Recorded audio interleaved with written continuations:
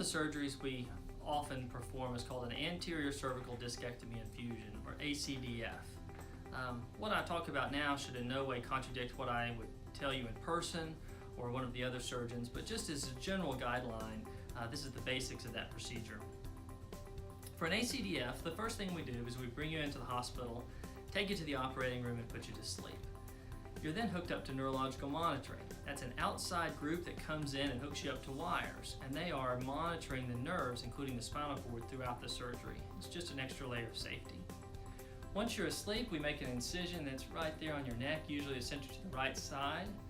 I place it in a skin fold, so once it heals, you should have a nice cosmetic result.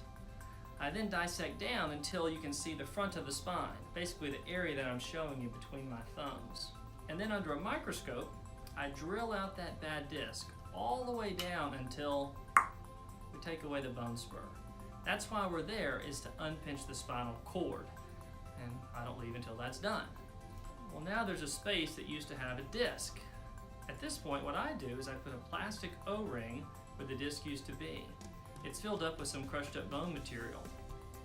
That O-ring serves two purposes. The first is it's a tube that allows the two bones to grow together.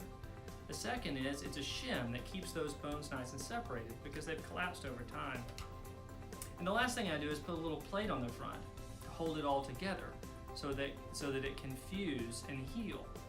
This takes the place of an external neck brace. So unless I tell you differently, if you have a history of smoking or advanced age, you should not have to wear a neck brace after surgery.